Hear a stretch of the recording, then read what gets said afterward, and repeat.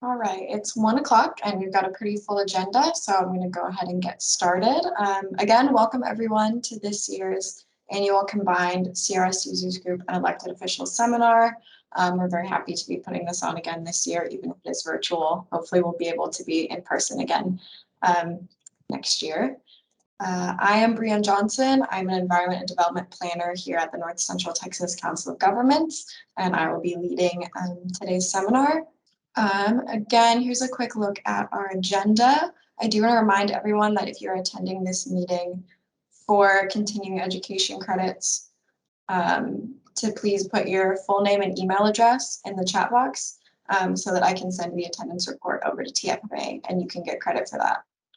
Okay, and yeah, without further ado, I will hand it over to our first speaker, Glenn Klingenpeel with the Trinity River Authority, and he will be speaking on flood activities and new initiatives at the Trinity River Flood Planning Group. Go ahead, Glenn. All right, thank you, Bran. Pleasure to be here with everybody. Pardon me for just a second while I get this rolling. All right, let's see, display settings, swap. Now, here we go, great. Yeah, so there's about 3 things I'd like to go through, all of those leading to that last bullet, which is the flood planning portion of this. But to get there, I want to talk a little bit about the Trinity Basin weather that we see, talk about water planning that we have here. And again, that's a segue into what I really want to talk about today, and that's flood planning. But all 3 of those things go together, so we're going to touch on each one of those. Start with just a little bit of an orientation. You guys probably all know where the Trinity River Basin sits within the state of Texas, but there it is. It's about 18,000 square miles. Dallas-Fort Worth area sits in the upper portions of this watershed, and you can tell this slide is a little bit dated. The population of the Dallas-Fort Worth area now is probably closer to 7.8 million people, and the population of Houston, which sits just outside of the Trinity Basin, is closer to 7 million people now. Both of those metropolitan areas rely upon the Trinity River as a major source of water supply. So it's critical, in terms of the supply of water to the state of Texas. If we look at the climate that we have across the state, there's a tremendous variability ranging from about 29 inches in the upper left corner here, which represents the northwestern part of the state or of the basin, going all the way down to 60 inches. So actually a little bit more than doubling by the time we get down to Chambers and Liberty County in the southeast portion of the basin. In the Dallas-Fort Worth area, and that's really, I'm going to center most of my comments on Dallas-Fort Worth, about 37 inches of rain. And that may not seem like a lot because we go through these extended periods of dry, hot weather that can make it seem like we don't get a lot of rainfall here. But I want to put that into perspective for you. So, one of the things that I found intriguing when I was visiting overseas is the fact that London gets about 23 inches of rain a year, and Dallas-Fort Worth gets about 37, and as we mentioned, Liberty gets about 60 inches of rain. So 37 inches of rain is actually a pretty significant amount of rainfall. And if you think about this reputation that London has for being a very wet city, I think the reason for that is because it's drizzly a lot. So they have a lot of days of the year where it's overcast and they get some form of precipitation. But that precipitation doesn't typically come like it does here in the Dallas-Fort Worth area. Here, we have these very strong funnel systems that come through. We have the convection systems. We've been seeing those all week long, as a matter of fact, that pop up as the thermals lift moisture into the atmosphere. And those events can produce, several inches of rainfall at a time. Anywhere up to, goodness, I mean, what we saw with Harvey, which obviously was an exception, that's unique, but 50 inches.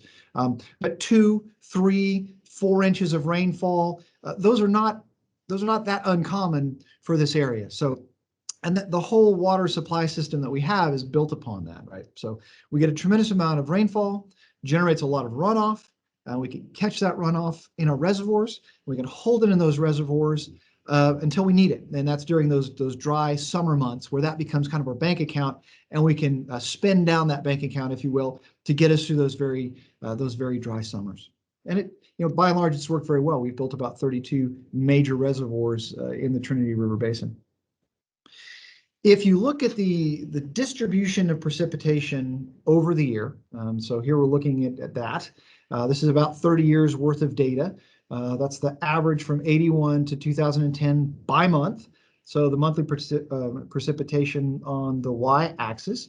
What we see is that we have a very strong bimodal distribution of rainfall, with May being our wettest year, and I think this surprises a lot of people. October is actually our second wettest month of the year. Excuse me. The reason for that is that's when those are transitional months, and that's when we have those frontal systems come through that can produce just a tremendous amount of rainfall. Of course, what is an average year in Texas, right? Especially when it comes to precipitation, and that's not quite rhetorical, but close. This is the exact same information. I just changed the scale here because what I want to do is plot a couple of years for you on this, just to show how much our precipitation can change, not just from month to month, but also from year to year. So first, we're going to look at 2014. 2014 was the end of a very severe drought. I'm sure we all remember what happened between 2011 and 2014. We were in a very strong La Nina cycle, and consequently, we didn't get a lot of rain. This was 2014. I mean, you can see that in that year, August actually had the most rainfall of any of the months, which is very atypical, obviously. If we look at 1 year later, 2015, we can see just how dramatically that picture changed. Now, May has by far and away the most precipitation, and August was actually the driest month of the year. So not just a tremendous amount of, again, variability between months or seasons, but also from year to year. Another way of looking at that is to look at the total amount of water that flowed down the Trinity River during those 2 years. So the bottom fill graph that you see there, line, that is the total amount of water. That's the cumulative total starting from January and running through the end of December for 2014. So on January 1, you start with 0 water, and then whatever flow you got that day, that was the total flow, and then you add the next day and so on and so forth. So by the end of the year, we had about 800,000 acre-feet of water flow by Rosser, which is a good ways downstream of Dallas in the middle portion of the Trinity Basin. 800,000 acre-feet in the entirety of 2014. If we look at 1 year later, 2015, we had over 8 million acre-feet of water flow past the same spot on the same river. So from 1 year to the next, a 10-fold increase in the amount of water that was flowing down the river. And if you remember, and like I was just showing you, we had what we called a flash drought in the middle of 2015. We had a tremendously wet May, but then I think I can back up one slide pretty easily. But then it just kind of stopped raining, and we had this again what we called a flash drought. And a lot of the water that was flowing down the river, almost all of it in the summer, was coming from releases from flood control reservoirs. We've got 8 of them in the Dallas-Fort Worth area. So they had caught a lot of that springtime floodwaters and stored it. Matter of fact, every single one of those reservoirs was filled, all that flood storage was filled to capacity. I think that's about 1.2 million acre-feet of flood storage that occurred. And then that was bled off slowly during the summer.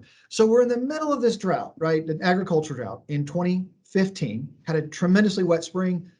We get into an agriculture drought in the summer because it just stopped raining. You drive over the Trinity and it's almost bank full because of all the flood flows that were being released from the Trinity River Basin. So it turns out that there is a pattern to this, and it's driven a lot by, and I'm kind of letting the cat out of the bag, so to speak, the ENSO cycle, or the El Nino La Nina cycle. What this graph shows is the percentage of the state of Texas, is the entire state, that was in some form of drought from 2000 through 2016. So that yellow color, that tan color, that's just dry. And then that angry kind of maroon color is exceptional drought. And you can see we go through these periods where most of the state of Texas is in some form of drought, maybe all of it is in some form of drought, to none of it is in some form of drought, to all of it, to none of it, to all of it, to none of it. And then this was that exceptional drought from 2011 to 2014. And you can see here just how bad 2011 was. almost the entire state at one point was in an exceptional drought. And in fact, 2011, it was the hottest and driest year on record. But that drought period for some of the state of Texas is now the benchmark, the new drought of record. So when we think about how bad things can get, for the Trinity Basin, we still think about the drought of the 1950s. For other parts in Texas, we now think about the drought from 2011 to 2014. And of course, we know that drought was broken in 2015. We flipped from La Nina to El Nino, and just like that, the drought was over. It turns out that that's not that uncommon. The drought of the 1950s, which lasted from 52 to 57, was also broken by flooding. Kind of the same phenomenon. I've spoken with John Nielsen Gammon, who's the state climatologist, and he concurs that there may be something to that we tend to snap back from one extreme to the other. So if you have a very dark or deep El Nino, you might flip to a very strong La Nina.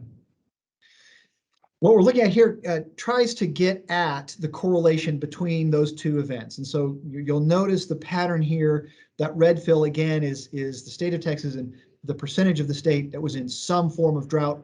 What I've superimposed on this with these green or aqua bars is what they call the SST, or the sea surface temperature anomaly, which is just a fancy way of getting at that Enzo cycle or the El Nino La Nina cycle.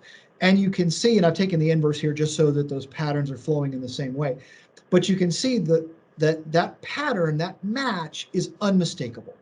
So there's a tight correlation between whether or not we're in a wet or a dry period.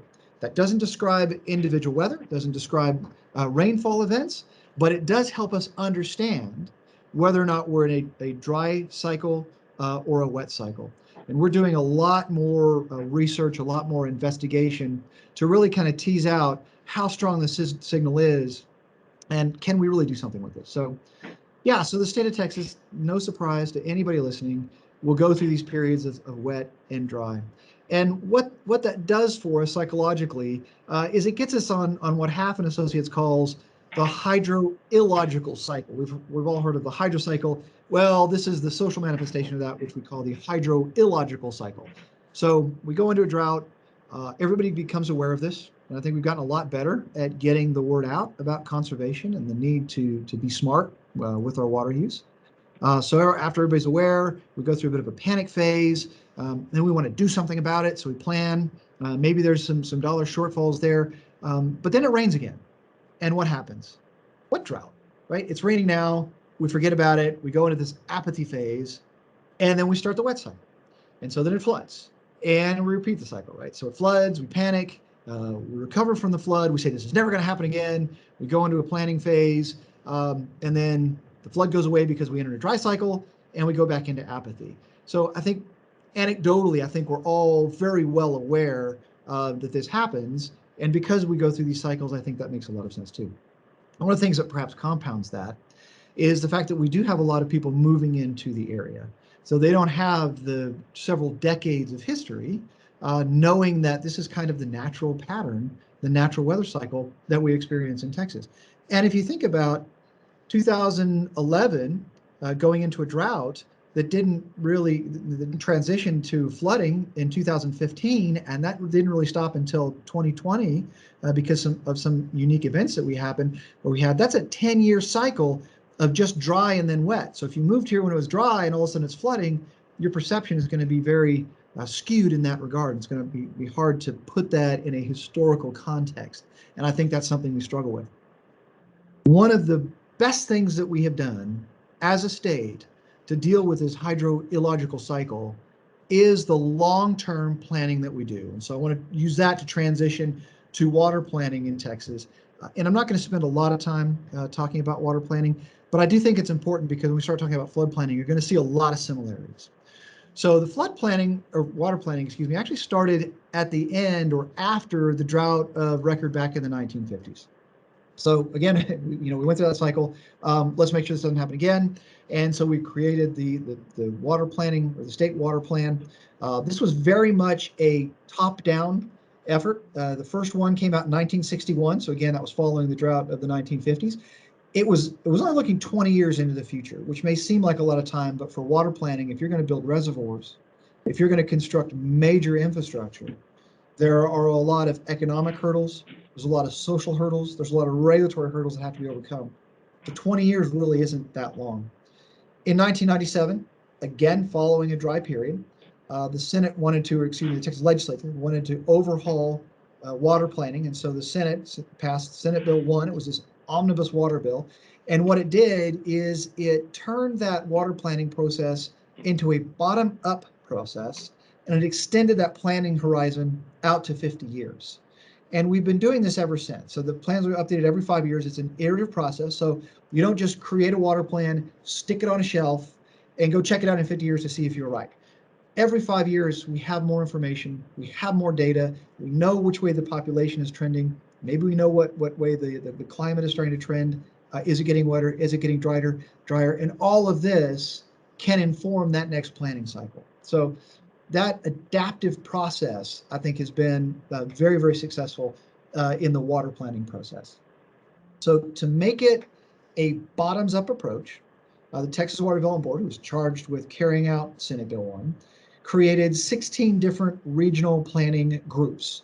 And I know the North Central Texas Council of Governments is very familiar with this because they're very, very much involved with Region C, which centers around the Dallas-Fort Worth Metroplex. Region H also involves a lot of the Trinity River Basin. That region kind of centers around the Houston area as well. What the plan does, starting with these regions, is to first, look at their current demand and their current supplies. And then they look at their projected demand. This is really based on per capita water use and where we think the population is trending. So we'll look 50 years in the future and we'll say, okay, this is how many people we think are going to be in Region C, for instance. And this is how much water we think we're going to need. And you compare that then to the amount of water that you currently have. And if there's a deficit, and there's always a deficit, you come up with strategies to overcome that deficit. It used to be new reservoirs. That's becoming increasingly difficult, right? For a lot of different reasons. Reservoirs are very expensive to build. They're expensive economically, they're expensive environmentally, and they're expensive socially.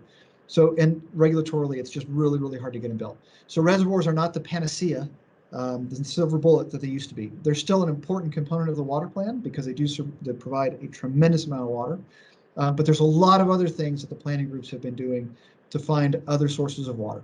Reuse is huge here in Region C, just for example. So, and again, this is a rolling 50-year planning horizon, which gives us time to adapt as more information and better information comes in. If you look at what those regional planning groups are responsible for versus the Water Development Board, the planning groups they start with this representation by 11 different interest categories. So everything from river authorities and municipalities to public interest and environmental interests are represented on the planning groups. They establish their own bylaws, so they're semi-autonomously. Obviously, they hold public meetings, so members of the public are welcome to join. And then they prepare a regional water plan. That regional water plan goes to the Texas Water Development Board, who provide all of the guidance documents, the plan requirements, and then once they've gotten those regional plans, they'll approve those and then bundle them up into, and it's not just a matter of taking, 1 and 2 and 3 and 4. They'll actually combine the narrative, combine the data, combine the facts and figures into a single statewide water plan. And this has been tremendously successful. And it really is talked about, all over the nation. I think Texas has, the best water planning process across the state. So using that then kind of to segue, just that success that we've had in water planning into the flood planning. When we had these floods starting in 2015 and going all the way through 2020, of course, 2017 saw Harvey. There were a number of different catastrophic flood events. So we had this dry period, which perhaps changed our frame of reference, followed by 5 years of unprecedented flooding. It engendered a tremendous appetite at the legislature to do something about flooding. And I think everybody had in mind the success that we had had with water planning. And so they used that as a model to create this first ever attempt at creating a state flood plan. So that was started with the passage of Senate Bill 8, and again charged the Texas Water Development Board with standing this whole process up. They have done a phenomenal job starting from zero, staffing up. I think they were going to hire at one point 80 people in very short order. As you'll see as I go through this talk, the timeline that the legislature has given us to produce our first flood plan is tremendously short. It's very optimistic. So we've got a lot of work to do in a very short period of time. So Texas Water Development Board has done a tremendous job standing up not only the internal infrastructure at the Water Development Board, but then helping all these different planning regions. And that's one of the things they borrowed from the state water plan, all these flood planning regions, getting them stood up as well so that they can start pulling these plans together. So, and that last bullet there, the regional flood plans is very similar in many ways to the water planning process. You've probably heard me say that 5 times. You'll start picking up on a lot of those similarities, I think. So the Trinity Regional Flood Planning Group is the one that represents this area. In fact, it represents the entire Trinity River Basin, as you'll see in just a minute. In April, the first members were appointed, and we hit the ground running pretty fast. It wasn't until October that we had our first meeting, but there was a lot of work to be done even before we could do that. And then, just like with that water plan, the regional plan that we produce will become part of the state's first ever flood plan. And I think this is tremendously important. So just kind of a quick side-by-side comparison. If you look at the water planning, water supply has 16 regions versus the flood planning is 15 regions. Not a big difference there. One of the big differences, though, if you look at the boundaries for the water planning, they by and large follow, I think they exclusively follow county, i.e. political boundaries. If you look at flood planning, it follows hydrologic boundaries because water doesn't respect political boundaries, right? Especially when you're looking at flooding, because that water starts at the top and then moves its way down. There's all kinds of different flooding, but by and large, that's absolutely a true statement, right? So one of the things that the legislature was keenly aware of was the potential for one person's solution to become somebody else's problem. If I put in a flood control structure, which is a concrete trapezoidal channel, which is designed to move water out of my area, i.e. it ain't my problem anymore, and send it downriver, that's going to make flooding worse downstream. So that's one of the things that the legislature was keenly aware of and they want to avoid in this flood planning process. Water planning, as I said, is 50 years. Flood planning is 30 years. Water planning has become a little bit restrictive. In other words, if you want to get a water right permit in the state of Texas, it has to be consistent. That is, it has to be in the regional water plan. So that's pretty restrictive. The flood planning process, on the other hand, is permissive. It's basically all carrot at this point, and I would argue strongly it needs to stay that way. It needs to stay a permissive process. So when you're in the plan, when you're in the flood plan, that then makes you eligible for state resources, including state funding. And I think that's a pretty big carrot, because when you look at, and that's the last bullet down there, excuse me, when you look at water supply, if you create a new supply of water, that comes with its own revenue stream. Water is a marketable commodity that has a value to it. So if you develop a water supply, you can sell that water supply, and that pays for itself. Flood control doesn't do that. Flood control is very good and extremely cost effective at avoiding costs, but it doesn't generate a revenue stream, so it doesn't necessarily directly pay for itself. And so the legislature was also aware of this, created a companion bill to Senate Bill 8, Senate Bill 7, which creates funding mechanisms to build a lot of the flood control projects, evaluations that will result from the flood planning process. So very quickly, here are the 15 different flood planning regions. The Trinity is an entire flood planning region. The entire basin, all 18,000 square miles of it, fall within one planning group. And there was a lot of debate about that. The school of logic, I think, that prevailed was because of the upstream downstream connection. We wanted one group where everybody was at the table, everybody understands the dynamic, everybody can discuss the solutions. And so it's a lot easier to get agreement on the front end, excuse me, rather than try to sort out disagreements on the back end. We saw a little bit of this with the Region C, Region D conflict with the water planning process. hopefully we'll head that off when we're talking about flood planning. I think I'll skip the rest of the bullets on that slide. Here's another look at Region 3. Yeah, 38 counties, so it's a very large area. Again, almost 18,000 square miles, more than 30 major lakes and reservoirs, 32. So there's a whole lot going on in this basin. And of course, those lakes, especially those that have flood control capacity, play a big role when we're looking at flood dynamics. And I think there's a lot of misunderstanding, and I won't go down too much of a rabbit hole here, but there's a lot of public misunderstanding about a reservoir, what it can and cannot do. Reservoirs that have flood control capacity have a limited ability to affect flooding. They have a portion of that reservoir that remains empty, so it's basically an empty bowl, sits on top of the water supply that can catch flood flows. And those have been tremendously effective at protecting the Dallas-Fort Worth area, because most of those are upstream, they're on the forks. All of them are on one of the forks of the Trinity. So they've been tremendously successful in averting flooding. And I only shudder to think what 2015 would have looked like if we hadn't had those flood control reservoirs. Water supply reservoirs that don't have any flood control capacity really can't do anything to either make flooding worse or mitigate flooding. That's just not what they were designed for. And that's a longer conversation, so you just have to take me at my word. But happy to have a longer conversation with anybody who would like to about that point, because it's a major issue that we need to try to communicate to the public, because I think that there's, again, a lot of misunderstanding that reservoirs, water supply reservoirs, can play a larger role in flood control, and the reality is that they just really can't, not without sacrificing water supply, and they were built for water supply, which is obviously very, very important. Okay, like the water planning groups, the flood planning groups have interest categories that are represented. There are 12 of them that are represented on each one. We can expand that. We've chosen not to. These are the voting members, and you can see the members there and the interest group that they represent. We also have ex officio members who participate in the discussions, who bring their knowledge and wisdom and guidance to the table. But they're not voting members. Like I say, they're ex officio.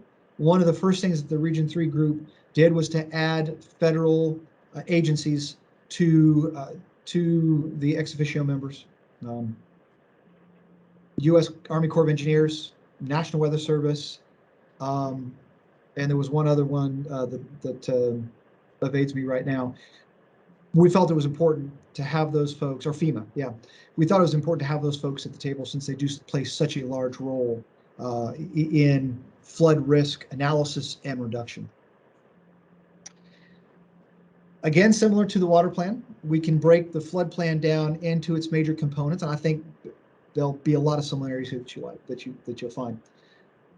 One of the first things we have to do is we have to evaluate the current flood risk. Where is it flooding? What is that risk? We have to look into the future, and we have to say, if we have continued development, what is that flood risk going to look like? We have to take inventory of our current flood infrastructure.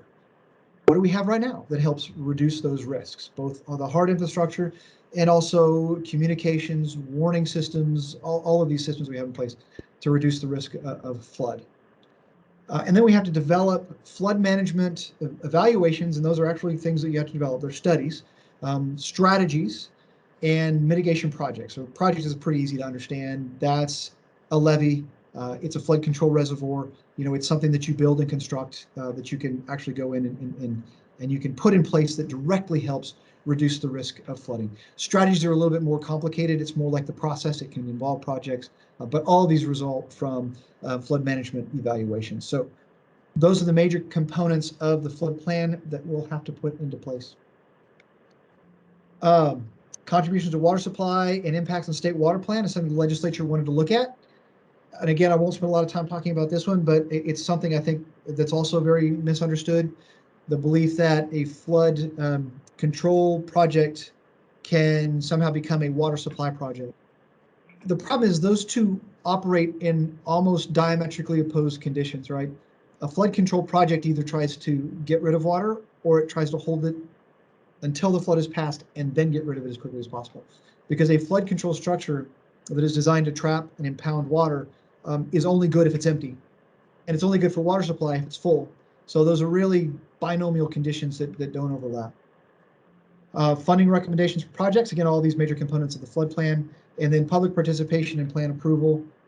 Public participation is big. You know, we need the public's buy-in. We need information from the public to know how flooding is affecting them, and maybe in ways that we haven't thought of, you know, that are off the radar, so to speak. One of the first things we have to do, and this is true for almost any endeavor, right, is data collection. We need to look at where flooding is being reported, or if it's not, we need to find new ways of getting it reported. To that end, we have created, Half Associates is partnering with a number of different agencies, Cooksey Communications, for instance. They've built a web page, and there's actually an interactive map where people can go on and they can say, I saw flooding here, and they can give some descriptions of that flooding as well. Again, the physical infrastructure policies, that's a piece of data that you might not think of, but where do we have building codes about floodplain protection, et cetera, loss of flood valley storage, et cetera, et cetera. Another piece of data is where do we have H&H, hydrology and hydrologic models, because those will be very important as we look at those evaluations going into the future. We have to do that flood risk analysis, right? So we have to look at the flood hazard, and that's where is it happening? How bad is it? How frequently does it happen? We have to look at the exposure, to whom is it happening? Or to what is it happening? Is it structures? Is it agricultural land, et cetera? And then we have to look at the vulnerability. Who's vulnerable? Is it the communities, or what communities? And what kind of critical infrastructure? You know, we have a lot on the Gulf Coast, because Trinity does go all the way down to the Gulf Coast. We have a lot of critical refineries on the coast. And if those were to go out, as a lot of people were concerned about during Winter Storm Uri, that could be catastrophic, not just for the Texas economy, but for the entire nation as well. And one of the things we'll have to look at is future conditions. And we'll have to consider the scenario where we don't do anything. So 30 years, continued development, which of course increases runoff because it's not soaking into the ground. What would happen? So that's very similar to that water planning process where we're looking at here 30 years, not 50 years, but trying to see what that deficit is and what are the strategies we need to do to overcome that deficit. In this case, it's not a water supply deficit, it's a flood risk deficit. We need to close that gap so we can minimize that flood risk. One of the important things we need to look at is floodplain management practices. Do we have practices in place that are actually increasing flooding risk?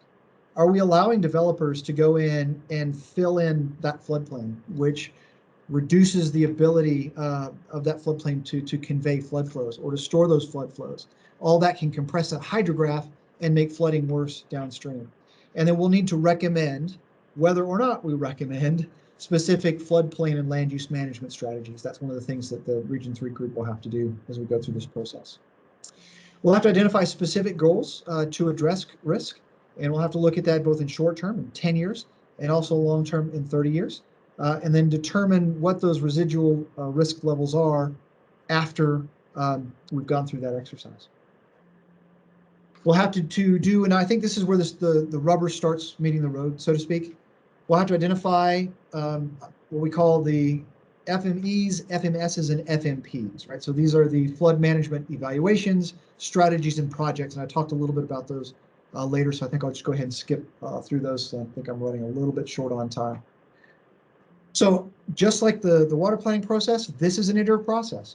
We'll go through that flood risk analysis. We'll look at those management strategies and mitigation projects. We'll create that regional flood plan. It'll go to the state. State will roll all those regional plans into a state flood plan. And then as soon as we've done that, we'll start that process all over again. The initial regional flood plans are due to the Texas Water Development Board January 10, 2023. I didn't do the math, but that's not a lot of time. It's year after next, right? So it's the very beginning of 2023. So that is not a lot of time for us to get a draft regional plan in place.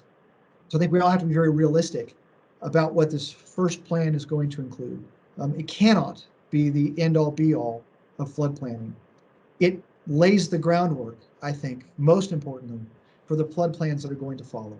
So it's going to be very important. It's going to be unprecedented, but it is going to be a first step down this journey, this long road that we've got.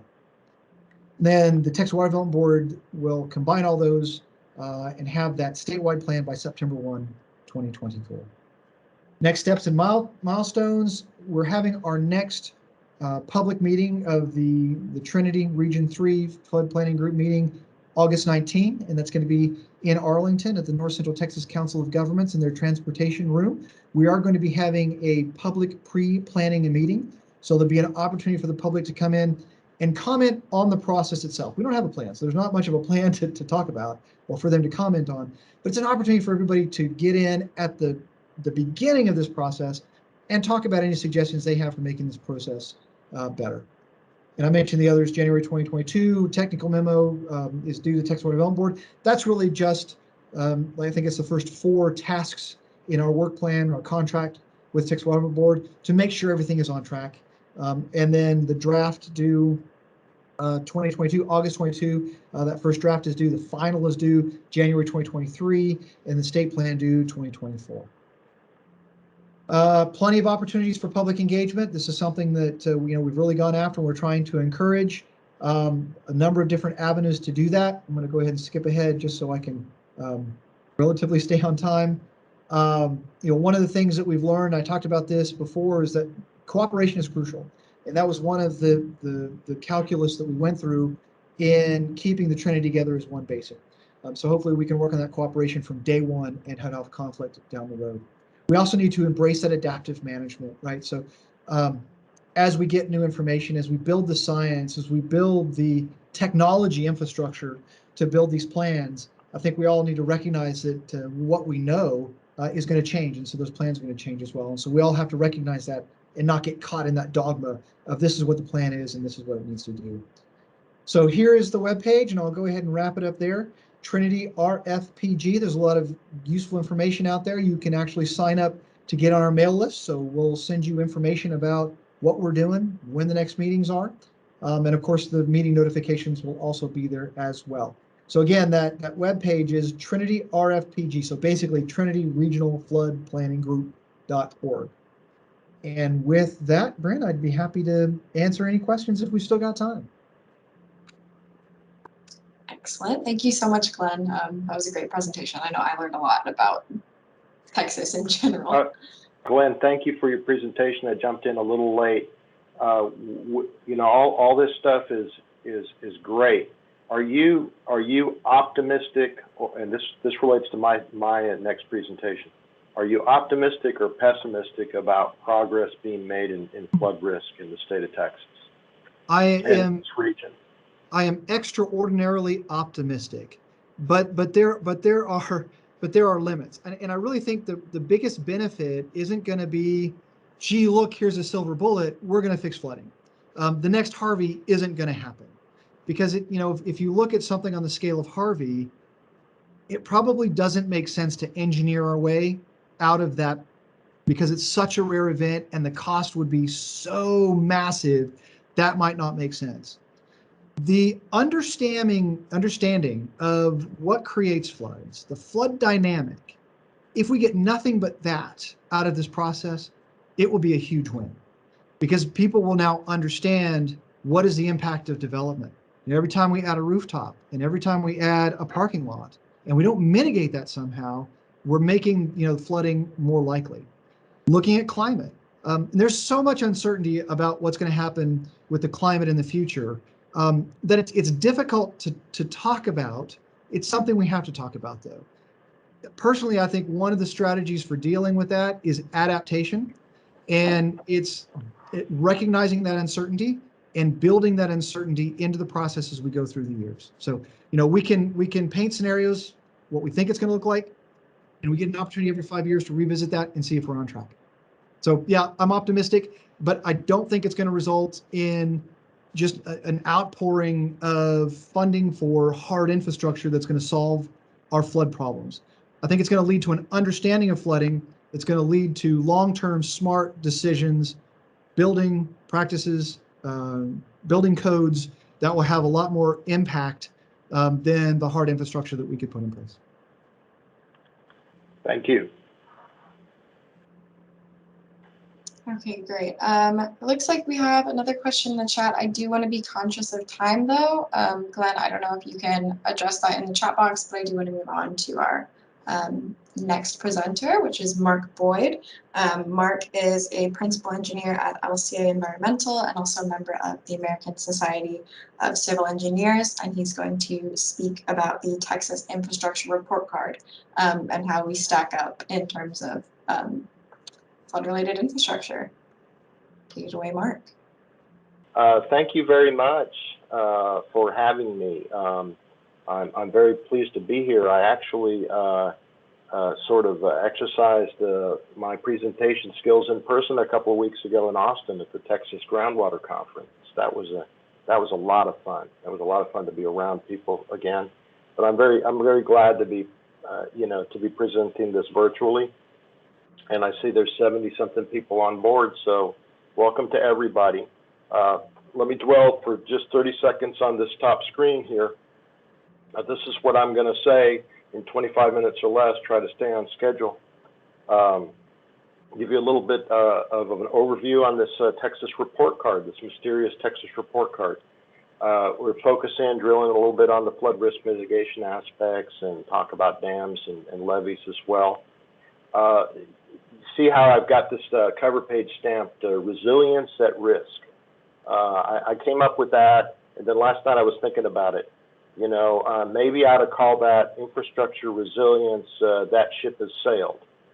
So taking my cynic hat off, really what we're trying to aspire to, as I think that Glenn is pointing out, is that floods can't be controlled, especially when we talk a little bit more about floods than anything else today.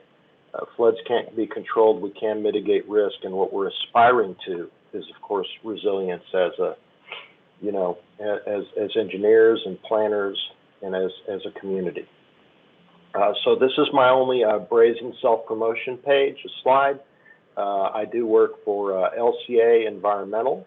I'm a managing engineering partner at LCA. We've been around since 1992.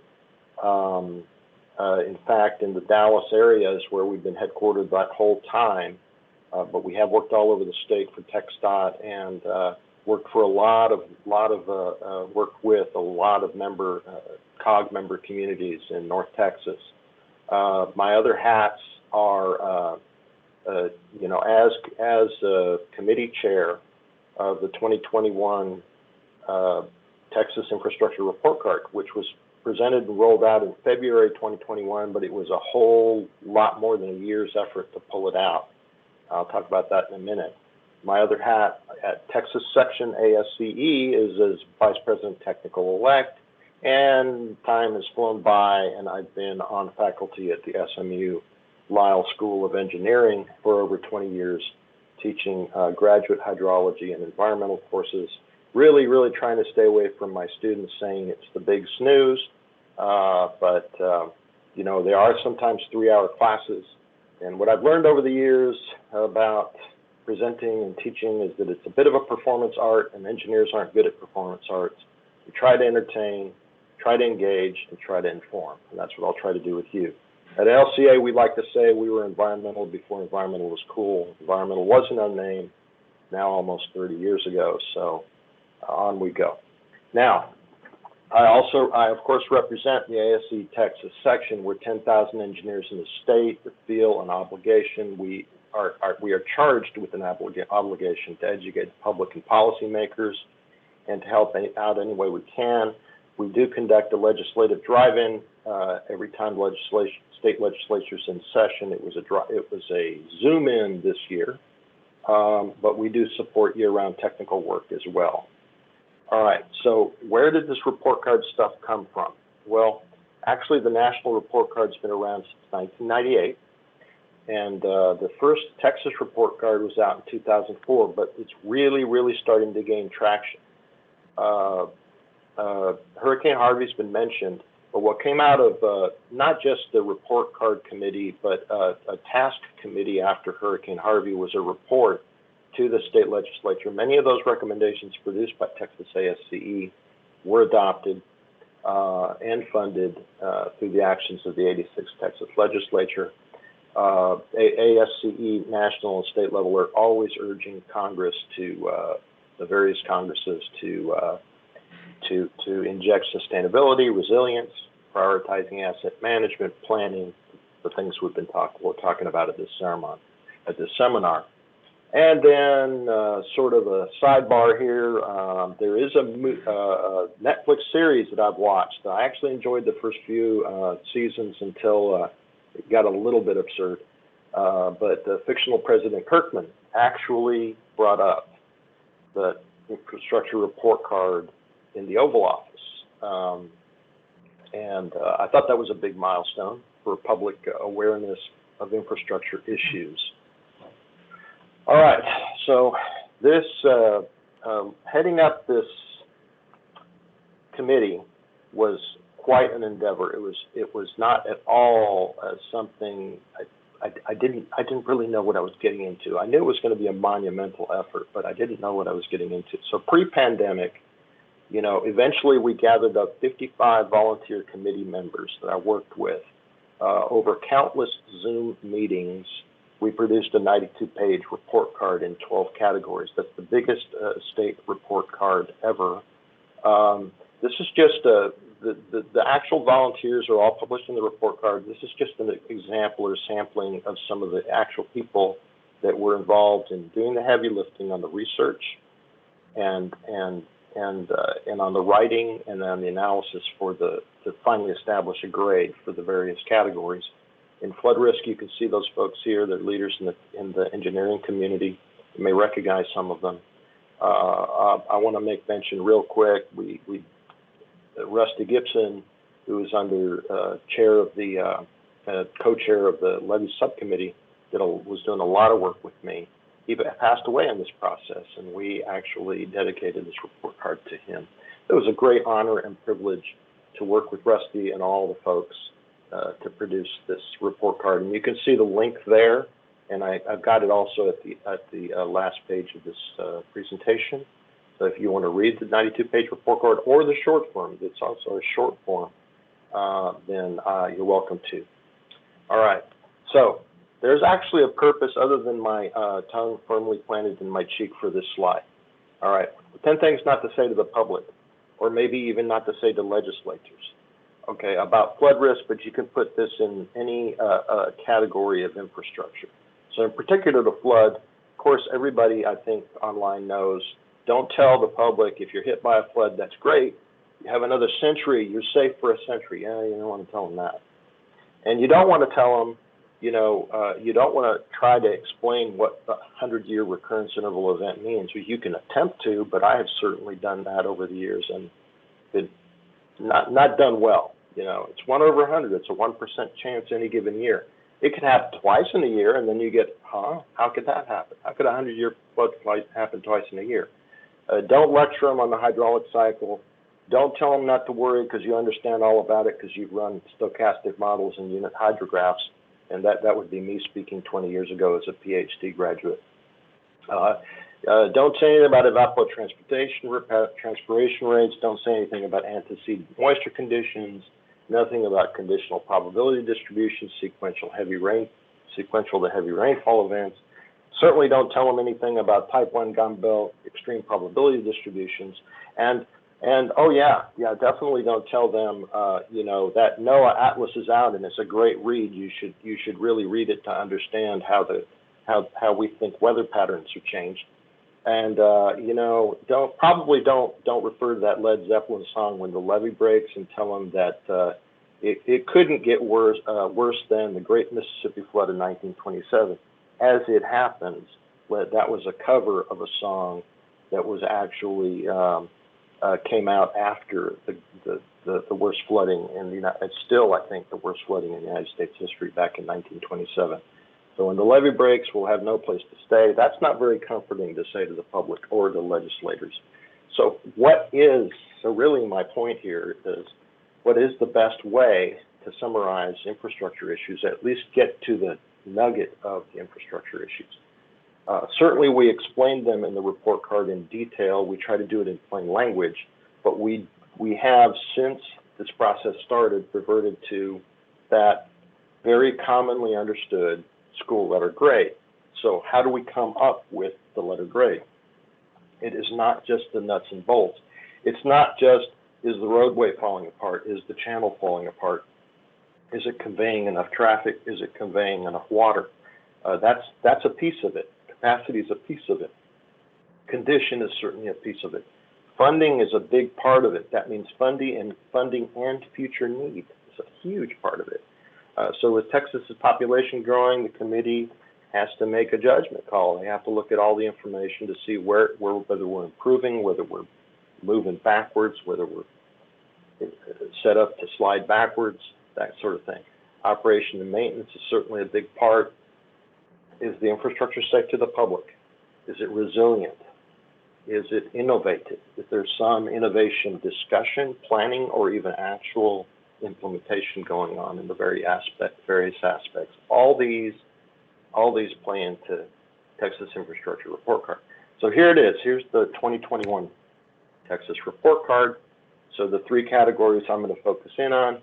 Dams had an improving grade to D+, believe it or not, actually improved since 2017. Flood risk mitigation actually ticked up two notches from a D to a C-. And levees stayed about the same, and I'll tell you why here in just a minute. The state grade, the state GPA was a C. We're still a grade ourselves. We self-grade slightly higher than the national. They're separate committees. The national graded itself C- this year, ticked up from a D+ 4 years ago. Oh, one quick mention I wanted to mention as I'm on this slide is that flood risk mitigation category, we're actually, Texas is the only state in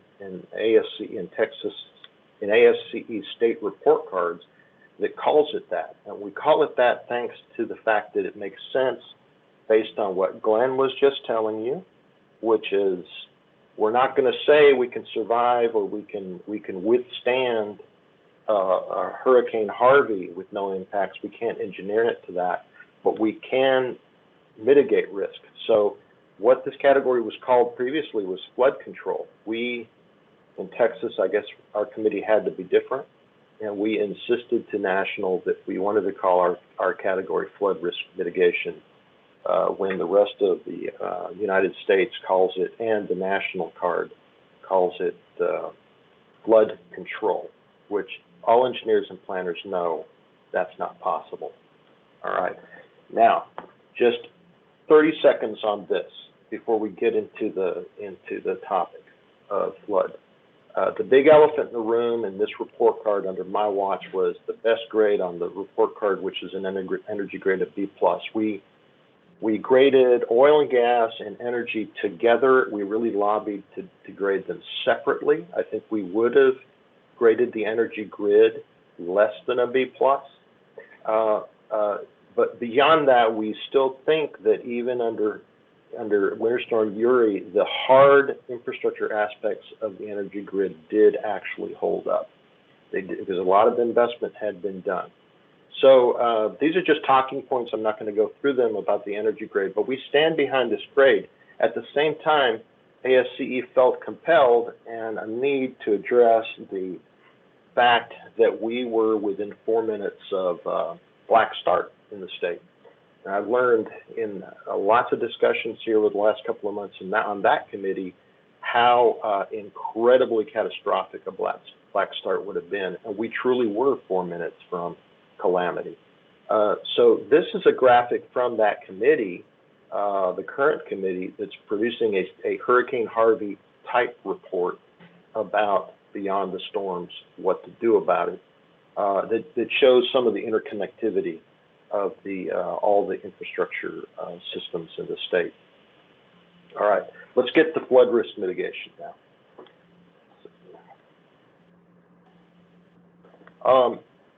This is going to be no surprise to anybody here, but about 10% of people in Texas are at moderate to high risk of riverine flood. All right, the Texas State Flood Assessment Report indicates we got a $31.5 billion shortfall, with local communities needing $18 to $27 billion in financial assistance also over the next 10 years. Now, we have an uptick of a grade to C- on flood risk mitigation for a few reasons. All right. We looked at post-Hurricane Harvey and post-last report card activity, and you got substantial movement on things like progress, things like flood control bond referendum, Harris County, adjoining Fort Bend County, Dallas, San Antonio. The Senate Bill 500 identified new responsibilities for the Water Development Board, including the FIF and the TURF, and you can see there to the right what the Senate 500 bill did for allocation of funding in the area of flood risk.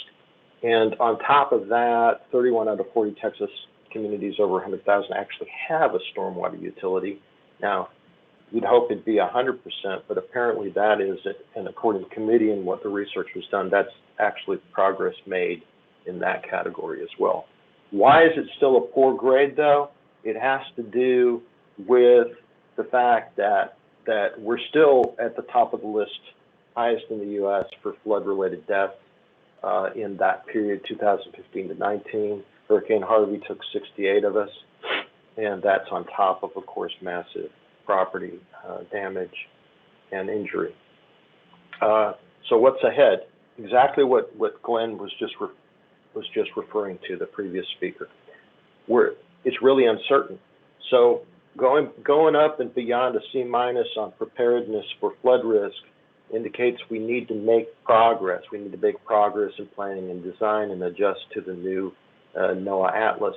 We need more building standard improvements. We need more protective policies. We need more and better smart growth. We need to make sure that by developing the state with all this population, we don't make matters worse in the state. At the same time, I'm glad to hear that Glenn is very optimistic about that.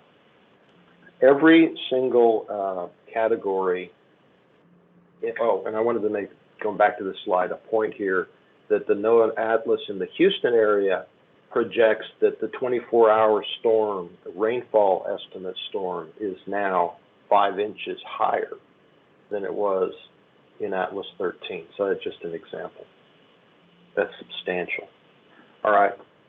Every one of the sections in the report card has recommendations to raise the grade, which is a direct message to the public and to the legislature. A few things I thought were interesting that come out of that page. It's not particularly legible here, but you can access the report card. But they actually wrote in that, planning, especially in this area of floods, leads to analysis by paralysis. They're recommending a mix of shovel-ready and planning projects to make sure public sees public dollars. Now, they definitely also focus in on floodplain management and in making smart decisions about development. And they also encourage those development standards to follow and move towards utilizing that new NOAA Atlas, which all relates to a separate recommendation to make sure to consider environmental and climate impacts in moving forward if we want to improve the grade in 3 or 4 years when we reassess the grade in the state. It's basically, in my mind, they're saying this committee and the committee at large is saying, wherever we've got a great improvement like in flood risk mitigation, continue to do what's working to keep that momentum going, but the public has to be supportive of that. And so you've got to show the public that you're making progress so that the legislature can support more funding for those things. Dams did an uptick also. About a third of states' dams are flood risk, and I was glad to hear Glenn talk about the distinction between water supply and flood risk mitigation, because it's certainly two different things that counter each other, and yet we need the public to understand that it's there's far greater consequence in the flood risk aspect of dams when it comes to that. It's not just exceeding the loss of a water supply or losing your favorite fishing hole, certainly. So the Association of State Dam Safety Officials identified a $5 billion shortfall in non-federal dams and $1 billion shortfall in the Texas State Soil and Water Conservation Board established a $2.1 billion shortfall in small watershed dams. Levees, here's an interesting one. The grade stayed the same, what I learned listening to the Zoom meetings that I sat in on with this subcommittee is that one is I kind of knew it, but there's no state levy program, which is really stunning when you think about it. There's more than 1 million Texans and $127 billion worth of property protected by levies in the state.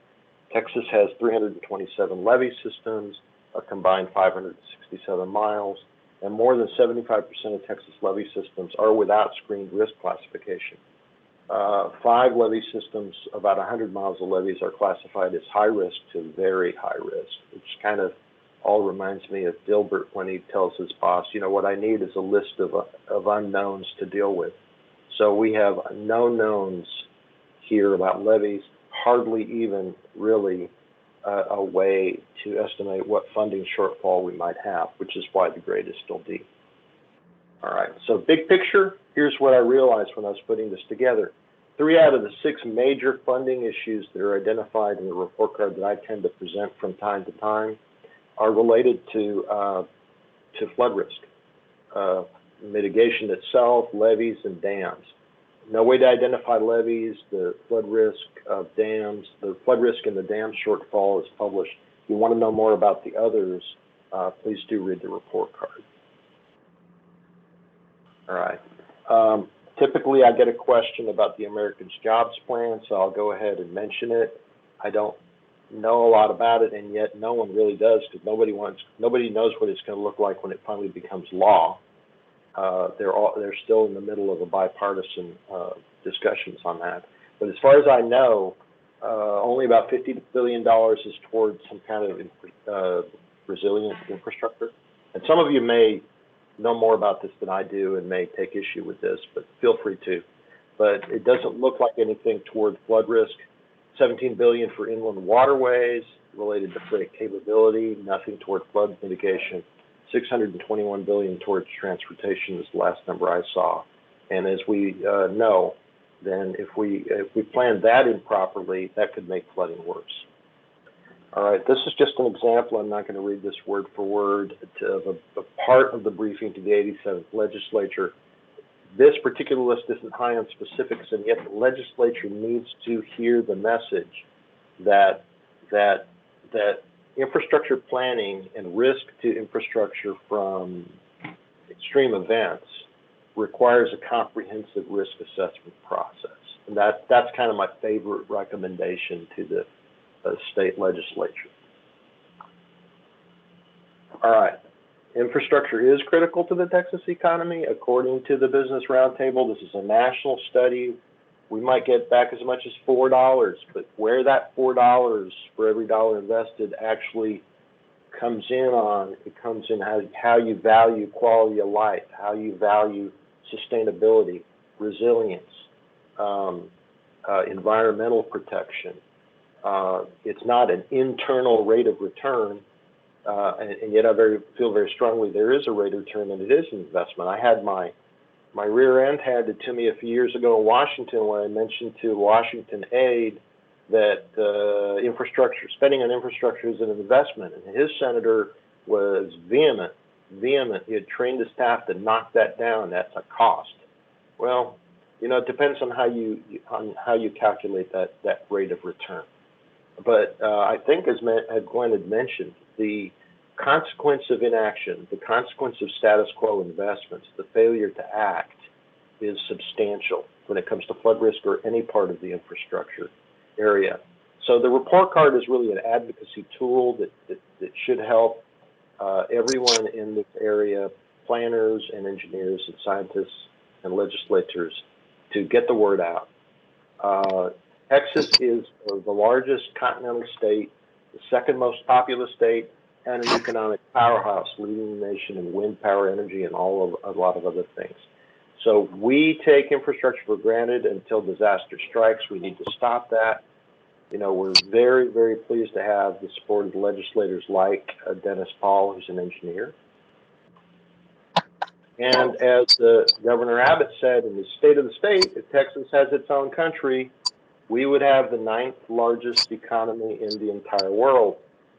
All right, well, let me counter that. Not really a counter, but an add to that. if I get so bold as to quote myself, to sustain a higher quality of life for all and to support its massive economy, growing population, and increasingly complex interconnected systems, Texas deserves and can afford the best, most resilient, and sustainable infrastructure in the world.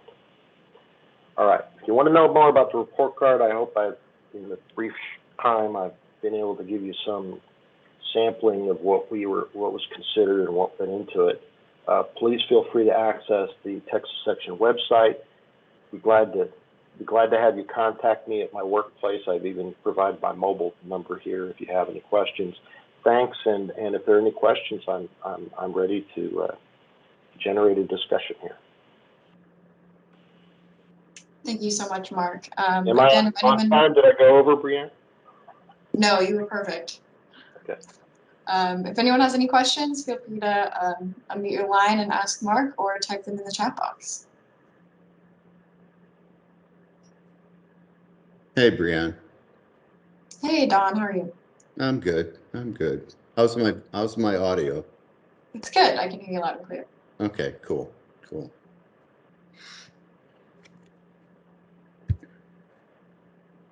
Hey, it's John. Good to see you, John. Good to see you.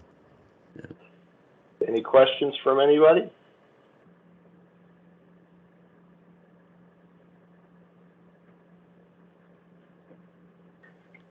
Brianna, I guess I really did a very good job. And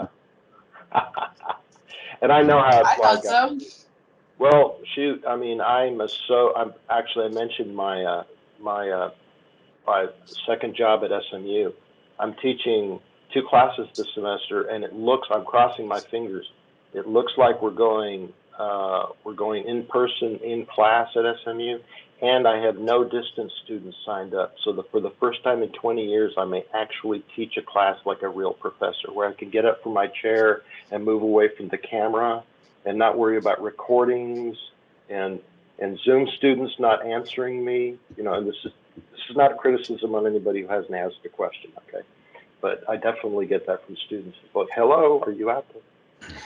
I totally understand. As someone who I finished my graduate degree in the beginning of the Zoom era, and I definitely also prefer in-person lectures. So should be a good semester for you. All right, thanks again, Mark. If no one has any questions, also if any questions come up, Mark's contact info is on the screen, so feel free to reach out. Thanks, Mark. But with that, we'll move on to. Go ahead, Mark. Oh. No, somebody said thanks. I said my pleasure. I'll take that as an applause. And Brianne, I apologize. Normally I would stay for the other speakers. I have to run and pick up some family from the airport here in a few minutes, so I'll be jumping out. But I appreciate being here. Thank you very much. Of course, no problem. Thank you for joining us. So you're going to run the slides for me, Brianne? All right. Yes, I will run the slides for you. So Cool. our next presenter is Don Lefheit from Fema Region 6. He's a civil engineer in the risk analysis and building science team. Hello, Donald Lefheit here, as Brianne said, from Fema Region 6. As a civil engineer for risk analysis, my role is to support the building science mission here and in coordination with headquarters Building Sciences branch. Good afternoon and welcome to Hazard Resistant Building Codes with respect to floodplain management and FEMA grant funding. Next slide.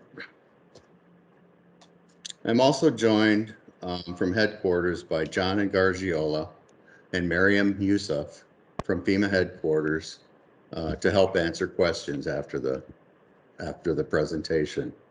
One responsibility of FEMA's Building Science branch is the involvement in building codes. While FEMA is not in charge of developing or enforcing building codes, we do propose building code changes to improve hazard resilience in codes, develop guidance that incorporates code requirements, and encourage and support state, local, tribal, and territorial governments regarding the building code adoption and enforcement. Next slide. With this presentation, we hope to give communities a starting point to adopting or enhancing a hazard-resistant building code. But codes also cover other hazards. We want to encourage communities to adopt the latest hazard-resistant building code. Currently, the 2015 or later international codes are what we considered hazard-resistant, but soon we will be moving the target to be updated in October of 2021 to the 2018 and later I codes. When we track hazard resilience, we will talk about this later. The I codes are updated on a 3-year cycle. Adopting a building code is great, but it must be reviewed and updated on a regular cycle, or you run the risk of an outdated code that is less resilient than what the industry considers the minimum standard. Lastly, we will provide you with a variety of tools and grant opportunities that can help your community achieve hazard resistance through building code adoption and enforcement. Adopting a building code shows that you are committed to continuous building code improvements that address resiliency to all hazards. The benefits the community whether there is a non-declared disaster or a declared disaster. Next slide. Yeah, we love this picture. It's from the state of Texas, and it's from the aftermath of Hurricane Harvey at Rockport, Texas. And we love this picture not for the damage that it shows, but how it shows the difference in how outdated building codes perform over the course of a disaster. So it shows hazard-resistant building codes improve with each edition, which is a result of improvements made to the codes based on lessons learned from past disasters and advances in technology and construction practices. This applies not to just the flood, but also other hazards such as wind resistance. The building built to the latest code in 2017 stood up the best to the hurricane compared to the one built in 1972 and even 2000. The hazard and location were the same, but the difference was what code was used. They all are elevated, but not all withstood the surge and the high winds. I know this is a coastal picture, and we are always looking for pictures that show and demonstrate flood resilience inland. If you have any good pictures to share with us, we can show code success stories, please email them to me. Next slide. Before we talk about the details of the I codes, we need to understand the relationship between the I codes of the NFIP. The NFIP regulations have requirements for development in the special flood hazard area, including buildings and structures. The latest I codes also have requirements that generally either meet or exceed NFIP requirements for buildings and structures. On the right, there are 2 standards whose requirements are incorporated into the code. ASCE 7 is a reference standard for loads on buildings, which include wind, flood, earthquake, snow, etc. ASCE 24, or the American Society of Civil Engineers, is specific for design and construction in flood hazard areas. The graphic shows that the I codes plus companion floodplain management regulations, or the IBC Appendix G for some administrative and development requirements, satisfy minimum National Flood Insurance Program requirements. In the absence of codes, communities rely primarily on NFIP building performance requirements and are missing many of the advantages and more resilient requirements, which we will talk about later. Next slide.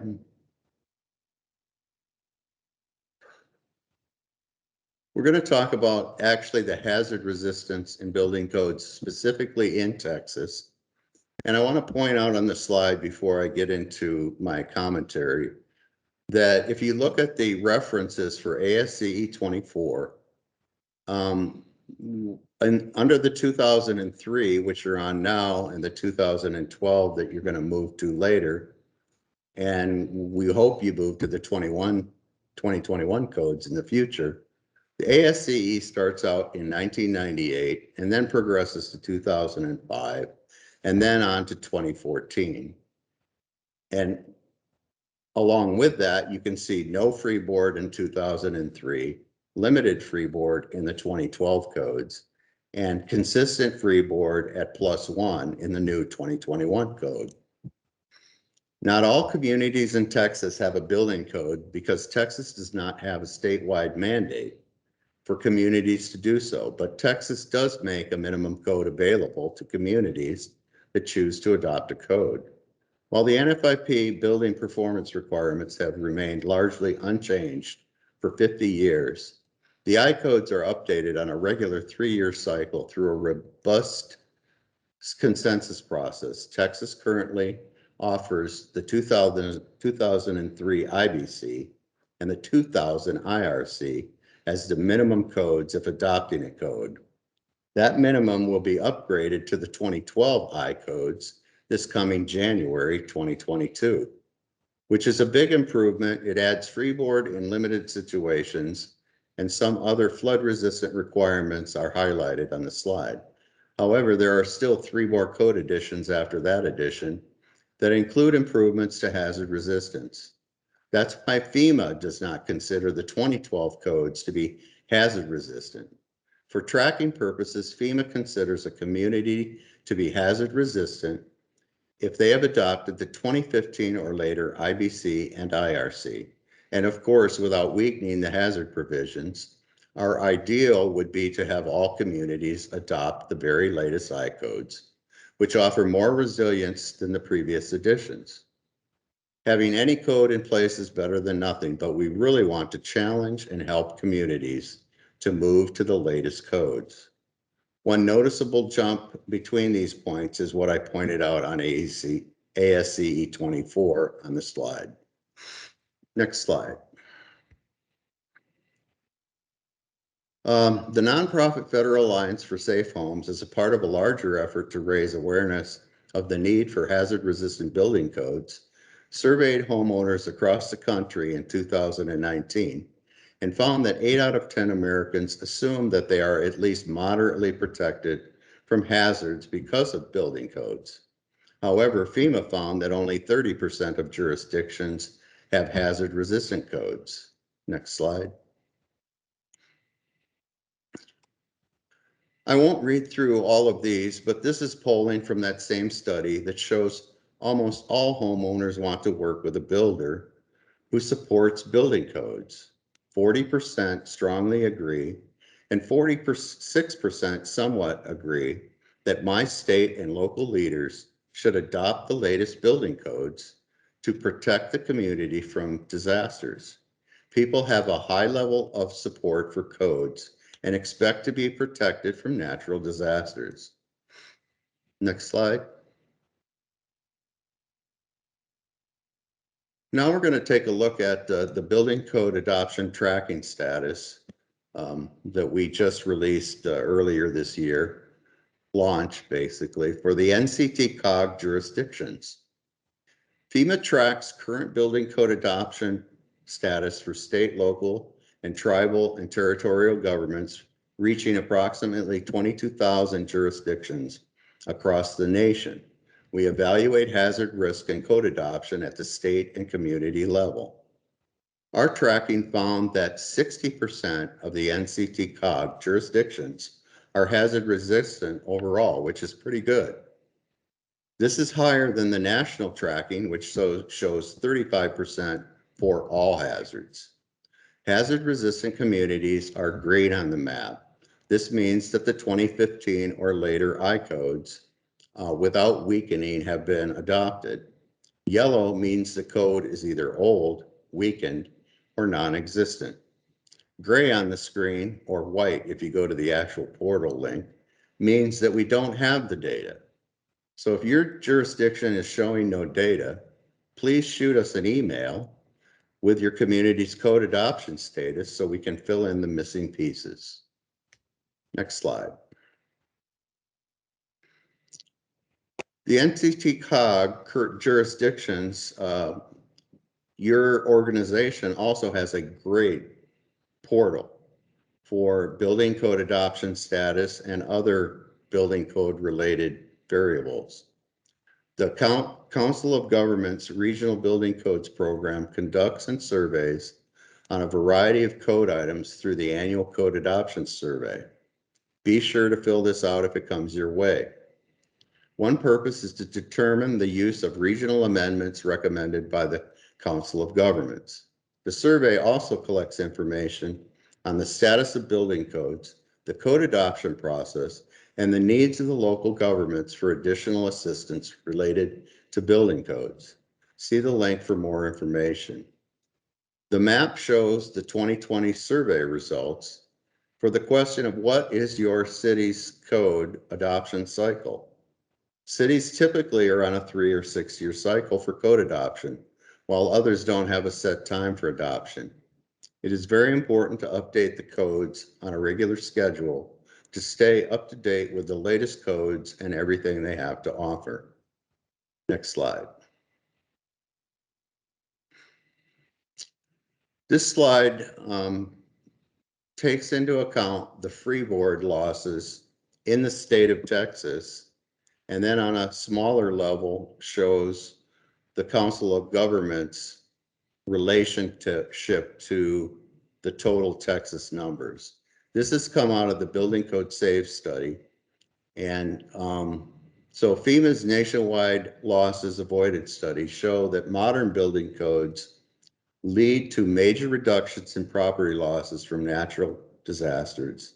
The analysis was based on database of 18 million actual buildings built after the year 2000 through 2016 and some data for 2017 and 2018.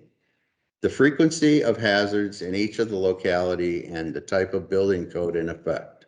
To demonstrate losses avoided for the flood hazard, we calculated losses for both structures and contents and avoided based on the minimum elevation requirement above the base flood elevation compared to losses if those buildings were built to the BFE. Since Texas doesn't have a statewide building code, the data on the freeboard was from a combination of BSEG's data or Building Code Effectiveness Grading Schedule data, Community Rating System data, and the freeboard survey data from the Texas Floodplain Management Association. This includes not just freeboard from codes, but also floodplain management regulations. These are the overall flood results for the state of Texas with notes for the Council of Governments specific results. And the map shows that many of the COG counties have high losses avoided. And high losses avoided in Texas are not actually a result of building codes, but are actually a result of post-2000 growth and community level freeboard requirements that local communities adopted without the building code. It's very important to see that, but it shouldn't drive you to not adopt the most recent codes. Communities can take advantage of savings by adopting or increasing freeboard on their own. Next slide.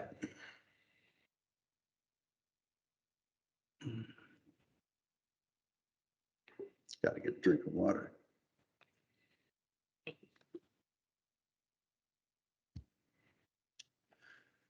This next slide is showing results of the COG 16 counties as well. And it's about the National Risk Index. This slide shows the National Risk Index on population at risk, broken down by the number of people living in jurisdictions without recent codes. 67% of NTC COG or Council of Governments population and the number of people living in socially vulnerable communities, those at risk of adverse impacts of natural hazards, that's 28% of the Council of Government population. The expected annual loss for each census tract is the average economic loss in dollars resulting from natural hazards each year. The expected annual loss is computed for each hazard type. here riverine flood, and only quantifies the loss and consequence types, building, people, or agriculture. The results shown on this slide are only for the expected annual loss for buildings only. And I'd like to point out that this is for buildings only, where the building code save study included buildings and content. So you have to know what you're looking at for the different studies or the different portals or tools that you're using. Next slide. Savings outweigh the costs. The opportunity for realizing the most significant I-code related savings arises from the intersection of large numbers of post-2000 buildings exposed to significant hazards. The tables show high priority counties in the NCT COG that have high growth but limited I-code use. If growth continues and minimum code models are implemented, we will begin to see a lot of savings and damage prevented. Some of these counties do have jurisdictions with freeboard, but don't have code, so they aren't getting the full benefits of the code. Even though we only modeled freeboard in the codes, remember that codes have flood resilience beyond just freeboard. However, given the large amounts of data, it was not able to be modeled. A small upfront investment buys a lot of protection. Freeboard increases construction costs by 1.2 to 1.7%, but yields many savings in return for that upfront cost. And every dollar spent on mitigation in new code construction saves $11 in disaster repair and recovery costs. And these statistics come from the Natural Hazard Mitigation Saves Report, and the lake is on the slide as well. Next slide. The Building Code Effectiveness Grading Schedule, or BSEGS as we like to call it, assesses a community's building codes and enforcement of the code, and with emphasis on preventing loss from natural hazards. They are rated separately for residential and non-residential codes. The BSEG score is used in a variety of programs because it is a demonstration of stronger codes and thus better hazard resilience. The BSEG score between 1 and 5 also gets you technical points in the competitive BRIC program, or Building Resilient Infrastructure and Communities grants. It also gets you points which are now becoming prerequisites in the community rating system. Kind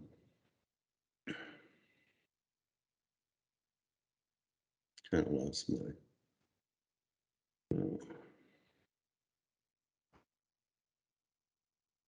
Okay. Oh, see, I'm sorry. Community rating system also has prerequisites based on the community's BSEG score. 138 jurisdictions within the NCT COG have a BSEG score. If your community doesn't have a BSEG score, you can apply for one free through ISO. See the link on this slide. And just to point out, your 16 counties on the county level do not have a BSEGS rating. Just your local jurisdictions have BSEGS rating. Next slide. We're going to talk about the advantages of building codes here. Having a good BSEG score gives a competitive edge in FEMA grant funding. And here are the details on how building codes fit into the CRS program. There's a new CRS Class 8 prerequisite, which will require communities to adopt and enforce at least 1 foot of freeboard requirements, including equipment and mechanical items, for all new and substantially improved residential buildings in the special flood hazard area. 1 foot of freeboard is part of the 2015 and later IRC and IBC. So having those codes in place without weakening gets you to that Class 8. Building code BSEG score that reflects higher resilience is a prerequisite for the community rating system classes 6 and 4. Those are both for residential and non-residential buildings. need to have minimum BSEG scores. Also, having a code in place can easily get you some credits for CRS activity 430, which is for higher regulatory standards. Next slide, please. More specific and resilient standards and codes. As I said, the latest I-codes generally meet or exceed Nfip requirements. I want to emphasize that the code should be thought of as minimum standard and that Nfip does not always meet the industry minimum standards for flood-prone buildings. Unlike the general performance statement of the National Flood Insurance Program, codes have specific design requirements for things like foundations, geotechnical characteristics, flood loads. The codes through ASCE 24 apply requirements beyond just the special flood hazard area shown on the firms. They also address limitations on construction in high-risk flood areas, such as flash flood areas. Freeboard above the BFE is a big one. ASCE 24 has increasing freeboard elevation as a function of the flood design class or how critical or essential the building is. Other more detailed specifications include dry flood proofing and flood openings, plus specific requirements for building elements and accessory structures. The link at the bottom also has a whole bunch of other resources that you can check out. Next slide. Another exciting thing coming out, hopefully by the end of this year or early next year, is FEMA's building code strategy. This will be an agency-wide strategy to advance disaster-resistant building codes. It is the first step in a larger coordinated effort involving other federal agencies to achieve a resilient nation with superior building performance in disasters. The three goals can be summarized as integrating building codes and standards across FEMA programs, strengthening capabilities through coordination and training, and driving public action on building codes. Next slide. We're going to talk a little bit about the BRIC program. I'm not going to go into real heavy detail because it'll really get me in the weeds, and I don't really want to get in the weeds. But we have resources back at Region 6, and we can talk about specifics about BRIC. But in general, building code adoption and enforcement efforts are eligible under BRIC as capability and capacity building activities. Across the nation, 15 building code activities were selected for further review. The 2 building code projects selected in Texas were for the City of Houston Advanced Flood Inundation Modeling for Enhanced Building Codes and the Division of Fire Safety and Building Code Development. The main portion of the BRIC funding is the national competition, the one that gives points to projects to rank them, and some of the points are for the BSEG scores. All of those funds this year were awarded to states, and this is very important, with statewide code mandates and the 2015 or later codes.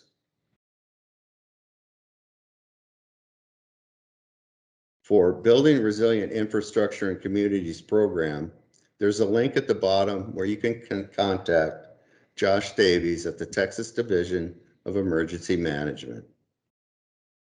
Next slide. Also included with BRIC is while the DRRA, or Disaster Recovery Reform Act, funds post-disaster code activities, BRIC acknowledges that we don't want to wait for a disaster to happen.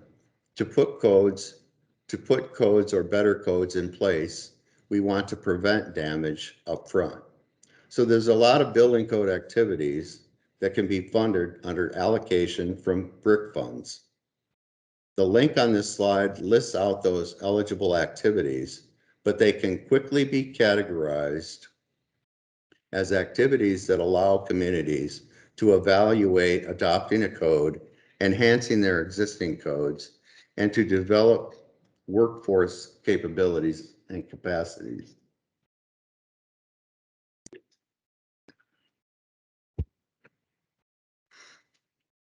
Next slide.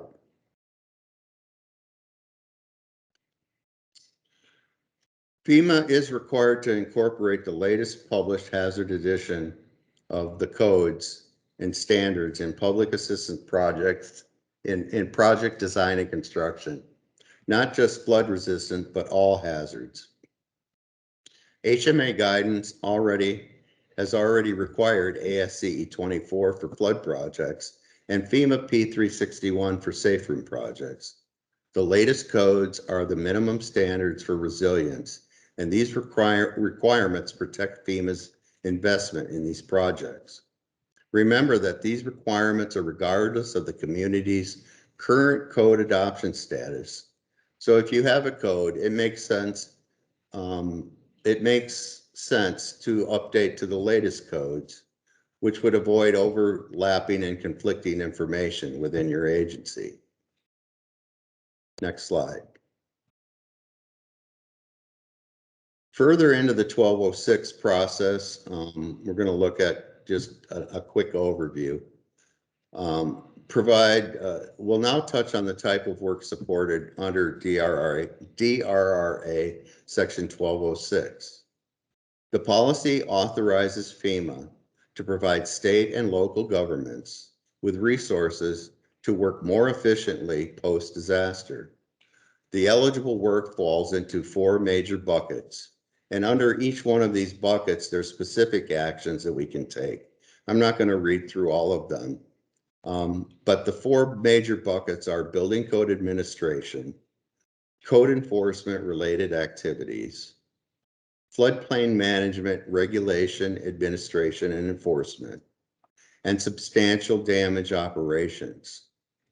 So these requirements are going to be funded through the PA program after a disaster. And in the FEMA policy requirements information box or text box to the right, it's important to point out that these must be performed within 180 days of the disaster declaration. So that's why it's very important to have pre-approved agreements in place, or next slide, mutual aid response set up prior to a disaster. Mutual aid teams can be used in addition to or in lieu of contractor support to help with post-disaster building tasks. DRRA 1206 can be used in some instances to reimburse their support. Some important connections that need to be made before disaster strikes include understanding how the DRRA 1206 policy works and who is eligible. To overcome the learning hurdles of how to utilize this new program, local officials should build relationships with their community public assistance points of contact that work directly with FEMA's program delivery managers. This should not be done after the disaster strikes when everybody is preoccupied with other tasks. Next slide. Another potential resource or source of funding to be aware of is HUD's Community Development Block Grants. The Texas General Land Office, or the GLO, is the lead agency for administering these disaster recovery funds. Projects should primarily benefit low and moderate income persons and include activities like acquisition, relocation, rehabilitation, construction of public facilities, public services, and the like. And for more information, visit the GLO and HUD websites that are linked on this slide. Next slide. So I mentioned the NFIP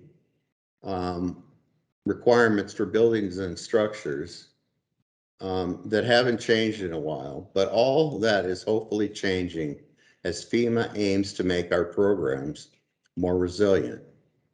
Risk Rating 2.0 is the upcoming changes to how we do flood insurance. There will be a separate presentation on this seminar on that topic, but wanted to say that flood insurance rates will be made actuarially sound, and the new pricing methodology uses more flood variables than before. So look out for those changes. And Gil from Region 6 will help you out on that after I'm done with my presentation. Also, FEMA just closed one request for information to gather from the public on how to make our programs under the NFIP more equitable and address climate change and resilience. That has closed, but we are in the process of putting out another request for information to gather public input on how to reform the NFIP building performance requirements. Look out for that in September timeframe. It'll be in the Federal Register. Next slide. So this is a nice slide on how to adopt a code. I know many of you know how to do this, but there's also a nice YouTube video, and I'm not going to go through the whole thing, but it's just a great little tool if somebody's not aware of how to adopt a code. Check it out and check out the NTC COG's website as well. And better yet, become involved in their code committees as well. Next slide. So key takeaways, what I want you to remember after this presentation. We need to adopt the latest published editions of hazard-resistant building codes that provide the greatest level of hazard resilience for your community. And remember that October 2021, the FEMA BCAP portal is going to move to the 2018 and later editions of the I-codes. So the map is going to change yet again if we're not keeping up with the 6-year code cycle. Maintaining the latest codes is an ongoing process. As codes continue to improve hazard resilience, review and update codes on a regular basis. And the closer we update to the 2 most recent code editions, approximately every 6 years, will increase your grant opportunities, both in preferred status, BSEGS rating, including the community rating system, which will be translated to lower insurance dollars.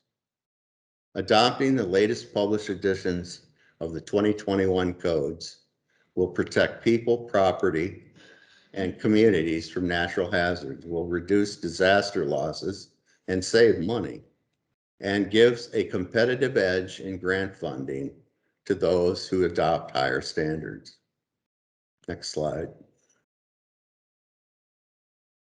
Key takeaways, what are our resources? Continue to monitor the FEMA BCAP portal, partner code tracking websites, including the NCT COG portals, and surveys to demonstrate that your community and neighboring communities to consider adopting the 2018 I-codes as a minimum standard.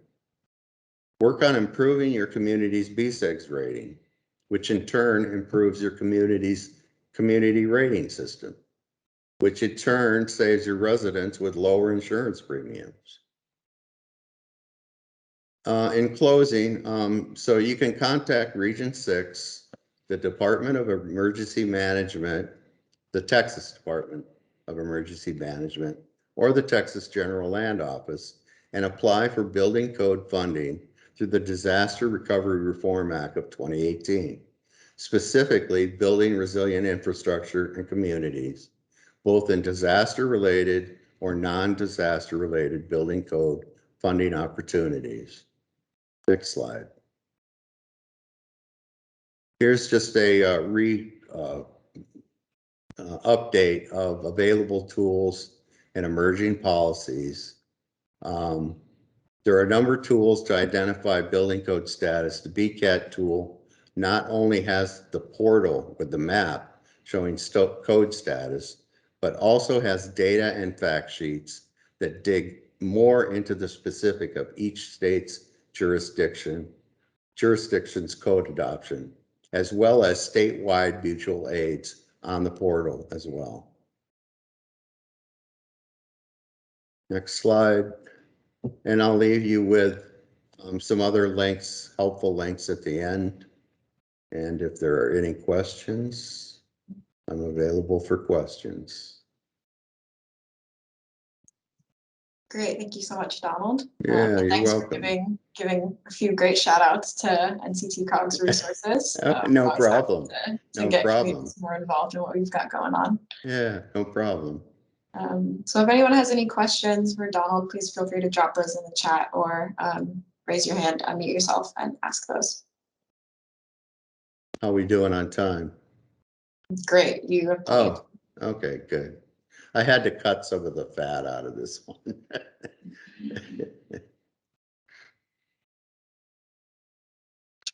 Michael's asking in the chat, are there still grants for safe rooms? Yes, there are. It depends on how you want to apply for them. I don't know what he means by are there grants. So what I would say to him is to contact our grant people or contact me and I'll get him in touch with our grant people to find out the specifics of what type of shelter is he talking about? Is he talking about a hurricane shelter, just a tornado shelter, a community shelter, or a individual residential shelter? So if we can get some of those things answered, I want to say, yes, there might be money available. But yeah, and then John also says on the chat, go to the state hazard mitigation officer and they will be able to direct you to what programs exist for safe rooms in the state of Texas. We have another question in the chat. Is the Public Work Emergency Response Mutual Aid Program like PWERT, the mutual aid agreements you mentioned? And what did she mention? The P, where's my chat? I'm looking for it. I don't see that in the chat. You must see it, right? What was the other acronym you used, Brianne? PWERT. What does PWERT stand for? I am not sure. Jim, do you want to expand on your question? This is John. I think Don was talking about, yeah, the Oh, right. Yeah, the Public Works Response team. And so, you know, these types of teams or these interlocal agreements or mutual aid agreements are critical, right, for response, but also for what we're talking about here, where a large number of buildings get damaged, and floodplain managers have to enforce their ordinance, and building officials have to enforce their building code. In the heat of disaster, you don't want to try to figure out how am I going to get help, right? So mutual aid agreements help you in advance plan for that, know where the help is coming from, how it's going to be managed and organized, and then, you know, in the event that you need that help, now what we're saying is that all of that now is reimbursable to the cost share directly right away, right after the disaster is declared. So you know, that's a big form of assistance. You know, there's a lot of great volunteers out there, but when you have the ability to reimburse and get the help you need, I think that helps in begin a strong recovery and strong rebuilding. All right, and it's important to make those connections before the disaster. And if you get them in place before the disaster, even if they're going to charge you for the help and the work, then it may be eligible under the public assistance program to help pay for that extra work from your neighbor or whoever you have that agreement with. So that's kind of where the whole mutual aid agreement fact sheets are going, which you can download off of the building science website. Great, thank you. We've got a couple more minutes for questions. If anyone has any last minute questions. Okay. Other than that, thank you again, Donald, for your No presentation. problem. And to John for helping out on the Q&A. Okay. Well, I'm going to sign out. I'll be watching Gil though. All right, excellent. Thank you to all of our presenters who joined us today, and also thank you to everyone who participated, asked questions, or just listened in. Have a great afternoon, everyone. And with that, we will adjourn the seminar. Thanks again. Thanks, Brianne. Thank you.